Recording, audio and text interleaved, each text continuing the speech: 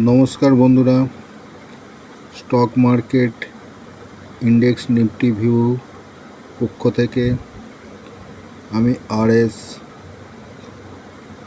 16/6/2026 জন্য ভিডিও করতে চলেছি।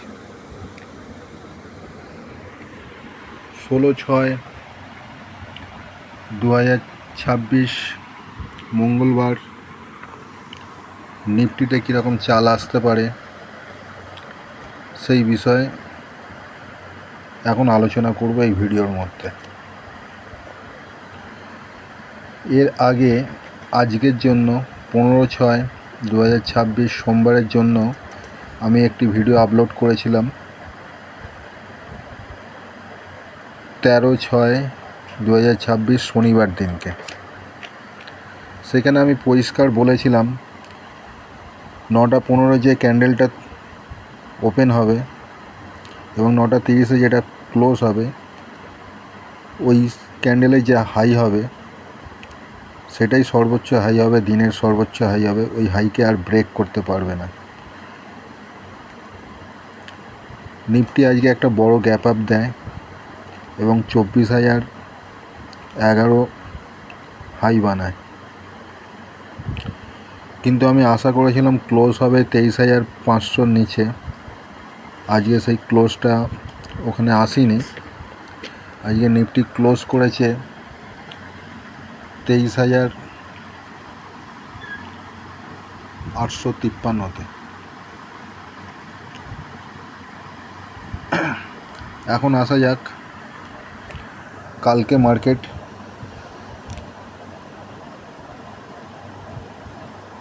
কীরকম থাকতে পারে, মানে কালকে মার্কেটের চালটা কীরকম হবে।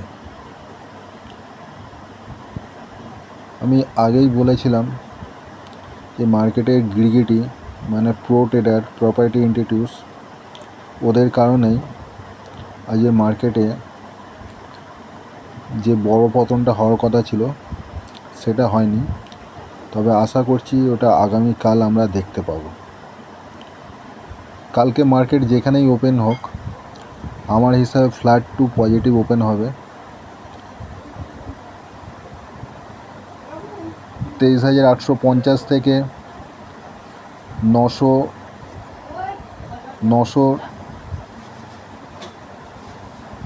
একটু উপরে একটু হয়তো ওপেন হতে পারে, কিন্তু 24,000-এর উপরে কোনো ক্যান্ডেল ক্লোজ করতে পারবে না। 15 মিনিটের ক্যান্ডেল ক্লোজ করতে পারবে না, বা 24,000-এর উপরে মার্কেট 15 মিনিট টিকতে পারবে না। আমার হিসাবে 24,000-এর লেভেল কালকে মার্কেট টাচই করতে পারবে না, এমনটাই আমার অনুমান। মার্কেট যেখানেই ওপেন হোক 23,850 থেকে 23,900-র মধ্যে মার্কেট ওপেন হবে। ওখানে ওপেন হওয়ার পর মার্কেট মোটামুটি 30 মিনিট থেকে 1 ঘন্টা টাইম পাস করবে। কালকে যেহেতু নিফটির ক্লোজিং আছে, রেঞ্জ বাউন্ড বা সাইড বেস মুডে থাকবে, যাতে উভয় দিকে পুট এবং কল সাইডে প্রিমিয়াম ডিকে করা যায়। কল রাইটার এবং পুট রাইটার দুজনেই মজা লুটবে, তাই মুভমেন্ট খুব সহজেই আসবে না। যে মুভমেন্টটা আসবে সেটা আমার হিসাবে মার্কেট নিচের দিকে মুভমেন্ট আসবে। আশা করছি কালকে 23,600-র নিচে মার্কেট ক্লোজ করবে। এমনটা বলার কারণ হচ্ছে, এমনটা আমি কেন বলছি, তার কারণ হচ্ছে আজকে মার্কেটে ওই গিরগিটিরা ওদের পজিশান একটু পরিবর্তন করেছে।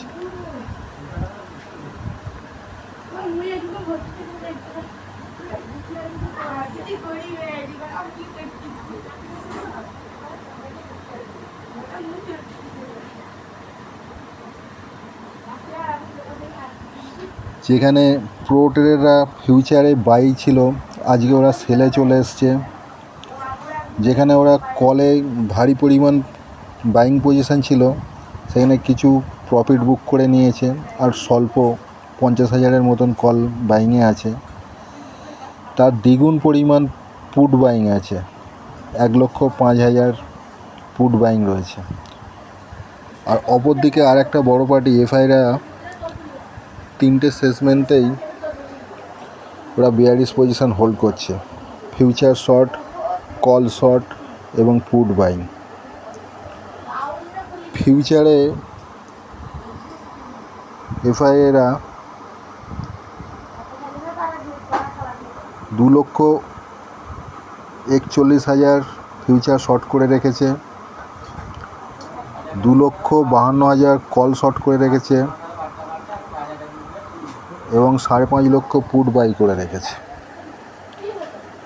তাই মার্কেটকে কোনোভাবেই ওরা 24,000-এর লেভেল টাচ করতে দেবে না এবং ওদের পজিশান থেকে প্রফিট নেওয়ার জন্য মার্কেটকে ওরা 100% নিচে ফেলবে। এর পাশাপাশি আমি বলতে চাই, 14 তারিখে আমি একটি ভিডিও আপলোড করেছিলাম রবিবার দিনকে, ওভারঅল মার্কেটের সেন্টিমেন্টের উপর বিষয় করে, যে মার্কেটের নেক্সট মুভ কোন দিকে।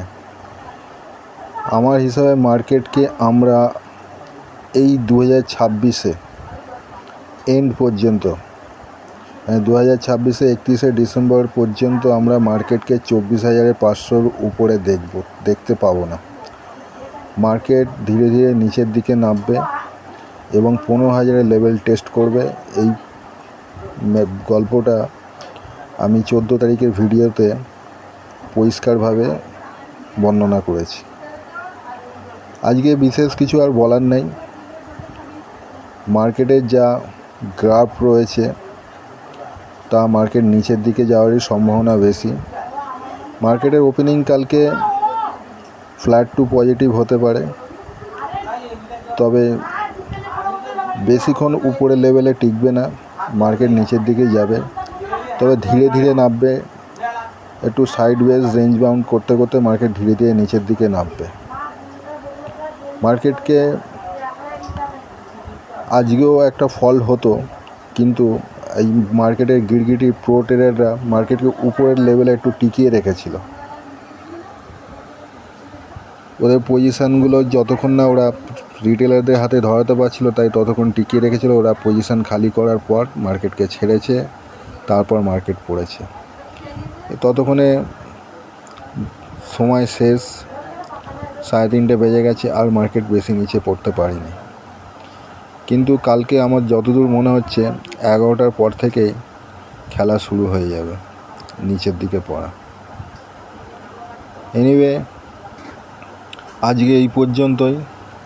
এর পাশাপাশি আমি বলতে চাই, আমি আমার সমস্ত ভিডিওতে যে সমস্ত লেভেল কথা বলি, আমার এই বক্তব্য শুনে দয়া করে আপনারা কোনো বাই সেল করবেন না। আপনারা বাই সেল করার আগে কোনো সার্টিফাইড সেবি রেজিস্টার্ড অ্যানালিস্টের পরামর্শ নিয়েই তারপর বাই সেল করবেন।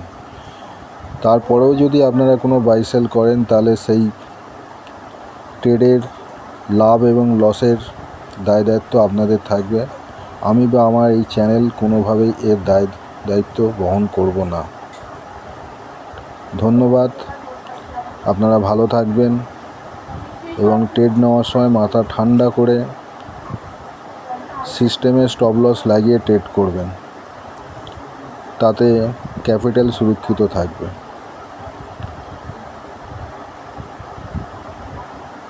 নমস্কার।